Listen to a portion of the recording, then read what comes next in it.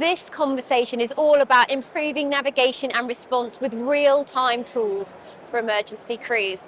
And I've got two directors from Safety Consulting Technology here with me today. I've got Dennis Coppens and Onno Stumphius. Lovely to have you both here. Thank you. So, Onno, to start with, perhaps could you tell us a bit about safety consulting and technology and some of the challenges that you're helping the emergency services tackle?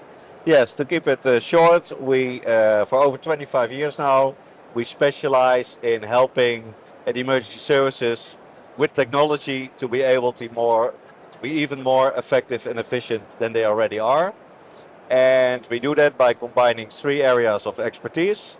First of all, of course, our software team, consisting of architects, engineers, and designers that build our innovative software. Secondly, we have a team of control room consultants. They know everything about the control room, the processes, but also about the software systems. And we integrate our software with those control room systems. And third, and I think that this might be the most important one, a lot of our employees have a background in the emergency services, and quite a bit of them still work as a volunteer for the emergency services. So they know what you can and what you cannot do when driving full speed to an incident. What information do you need, but what is possible when driving at a certain speed to have the right information projected at the right time. So you're showcasing three key solutions right now. So that's Safety Nav, Safety Maps, Next Gen, and Dynamic Alarming. So can you talk us through how each of these supports crews on the ground? Yes, we can. They have one thing in common, as they are all integrated with the control room system. When we go to the navigation system, it's what we call a no-touch system. So the route to the incident is already projected on the screen. You don't need to use your hands. And when the coordinates change, it will also automatically do so. And it sets itself apart from normal navigation because you can make use of bus lanes. You can change the specs of the roads. It's integrated with early warning systems, so the other road users are informed. It's integrated with intelligent traffic lights. When possible, you can make use of bus lanes. You can go against the traffic on the last couple of meters, when that saves some minutes to be at a high priority incident. Dynamic alarming, that's one of the other solutions we are showcasing here. That basically looks at all available vehicles. So not only the vehicles at the stations, but also vehicles that are on a training exercise somewhere. And when an incident happens in the area, why not use those vehicles and those people, professionals around it. When, for example, a vehicle comes back from a false alarm, it's equipped. And when there's an incident in that area, please use that vehicle. You save a lot of time. And it goes even further. For example, when there's an ambulance going to a soccer field because someone has a broken ankle or broken leg, of course that person needs help. But when in the area where the ambulance is driving is a cardiac attack, take that car and alarm another ambulance to go to the soccer field because in that way we could be able to save lives. The third application is called Safety Maps Next Gen. And that's all about information about the incident. So it's more for the commander. It's used when the incident starts. Also, this is projected on the screen already to inform yourself and your crew about the incident location. So the event or the building. So let's take an example that there's a fire in a building. Then you can look around where the fire hydrants are. You can look around via street view. To get yourself comfortable with the surroundings. You can see where the entrance of the building is. But also when driving to that incident, it's important to know if this is an isolated environment, so no neighbors. But if the same fire and the neighboring building is a childcare or an elderly home, it's very important to know because you might have to start with evacuating the next door building.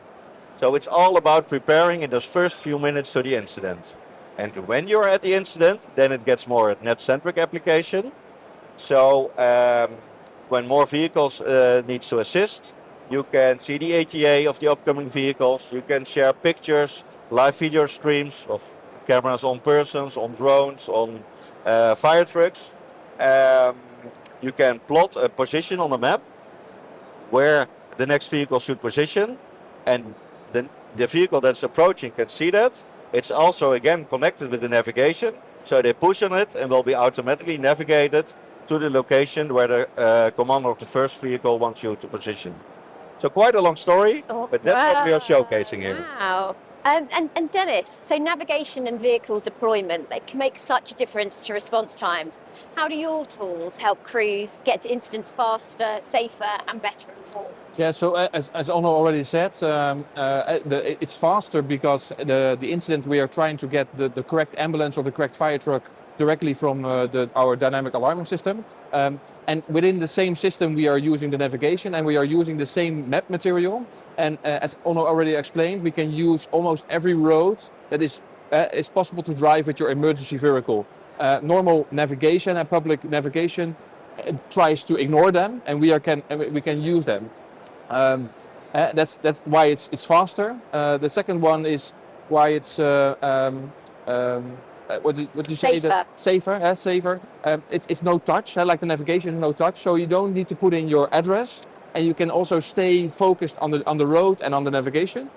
And the other one is, sorry again. Better informed. Yeah, better informed. Yeah, sorry, it's a lot of information.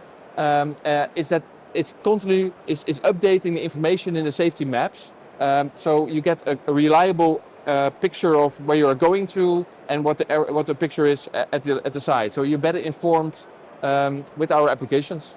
And you designed your systems to be platform independent. Yeah. So why does that type of flexibility matter in a sector like this? Yeah, so of course we want to have the customers that they have their own needs. So they want to have it on Apple or on Android, on Windows, or on Linux.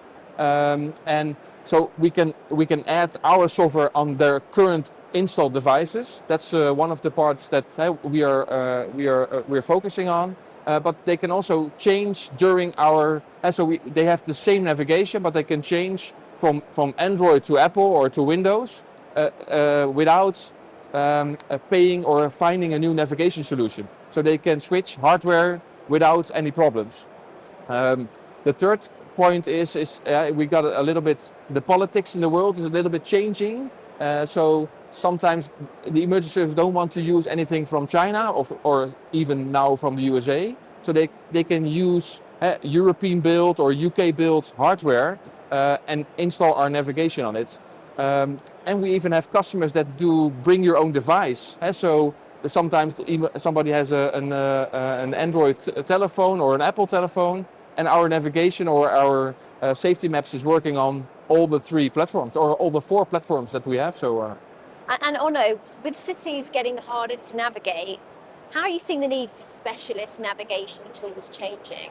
Yeah, well, this is actually a main driver why emergency services should use special navigation. Because when you look at cities nowadays, you have the environmental zones, you have a lot of more pedestrian areas where buses, trams, bicycles, taxis can go, but we with our own cars are not allowed to go there. But still there are a lot of people and a lot of incidents, so you need to get there fast. And that is where our special navigation enables to go there as fast as possible. And the University of Frankfurt lately did a study, and they discovered that the difference between special navigation and standard navigation per incident is between 2.5 and 5 minutes faster when you use this navigation. So, and we all know cities are getting much more difficult to go to.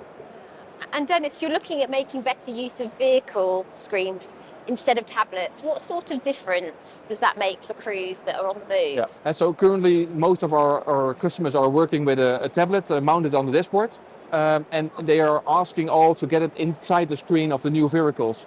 And there are 2 reasons to do that. There are stories about insurance. So if you have a hardware mounted on your dashboard and you get an incident with your emergency vehicle, and you have injury because of the extra information, the devices are mounted on your dashboard. So that is getting a little bit difficult. And now in Europe, but maybe also in the UK, laws are going to prohibit that you are installing extra information, extra devices on your dashboard. And they want to have the clean desktop that you have on your desktop at home. They also want to have inside the vehicles. But for the drivers, it doesn't change anything because we have exactly the same navigation from the tablet on the internal screen. And looking more broadly at data, how do you see real-time information like from control rooms and on the ground shaping the future of emergency response? Yeah, so there is a lot of information available, and it's now on separate screens or separate apps. But incidents are now getting bigger and longer, so there is more need to have the information together in one screen. And safety maps and also safety nav is helping to get information on the same screen to get directly the same information for every vehicle that is responding to the same incident on screen. And of course, we are investigating also the possibility of artificial intelligence to make summarizes of the information that you are getting, because sometimes it's just information in all small pieces, and AI can help us to make one story for the information together. That's how we work with the data. And when it comes to budgets, Onno, so Yes, very important. yeah, budgets and resources, they're tight across the sector, but how can the right technology help services work more efficiently, Yes. even without extra people or extra vehicles? Yes, because that would be the simple answer if you look at it. Yeah, because everyone senses the pressure of being on time at incidents. But let's take an ambulance as an example, where you just one extra ambulance 24/7. So you need people, professionals as well. Depending per country in Europe, it's about 1.5 to 2 million pounds per year. So most organizations don't have that money. But even if you do have the money, where do you find the professionals? So why not just spend a fraction of that amount to technology that can assist emergency services to be faster, safer, and better informed. And that's basically why we are in this business. And there are even customers that went a step further. They are faster, safer, and better informed at incidents, and they have to use less vehicles due to the technology. And Dennis, looking ahead, what is next for the business? Yeah, so next in business is also focusing still on the Netherlands, so that it's our main base, because our applications are not ready yet. So they are ready to use, but there is still a progress to be done. There are a lot of wishes, there are innovations with the artificial intelligence example. And we are also focusing we are also busy in the markets in Denmark and in Belgium. And also why we are here, we are trying to get more known in the UK. And so we are trying to get more known in the other countries. The second part is that we are building a new map data. It's called the TomTom Orbis map data. And that is something that is combining two strengths. So it's the data from TomTom, but it's using the OpenStreetMap data for the roads. It's getting more complete, and it's getting also more accurate to navigate the cities. So that's a big challenge for us to make it implement in our navigation, but also in the other applications to use it. And the last one is that we are looking for partners. We already have some partners in the Netherlands. We even have like Fire Service Roda that is already present in the UK. But in the Netherlands, we are now partnering with a company that is called TimeLab, and it has a special dynamic alarming system, AI-based alarming system for ambulances. What Onno already explained, they are not getting the fastest ambulance, but they are getting the best ambulance for minor incidents. And we are working with them together, so with our navigation, with our map data, and internally they are using our map data with all our changes, the bus lanes, inside that seconds application. So that is how we work.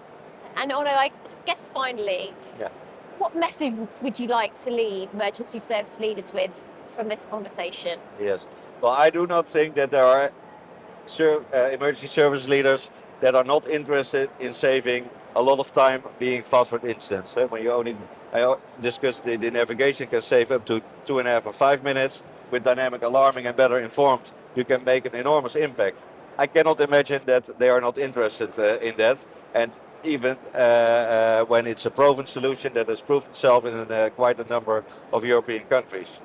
But we always say that we should never forget that the people that make the real impact are the emergency services themselves. So the people in the control room, the people in the vehicles that save lives every day. And we are just proud to be able to deliver some technology that help them to make an even bigger impact than they already do. Onno, Dennis, thank you so much for joining me today and sharing your insight. Thank you. Thank you. Thank you.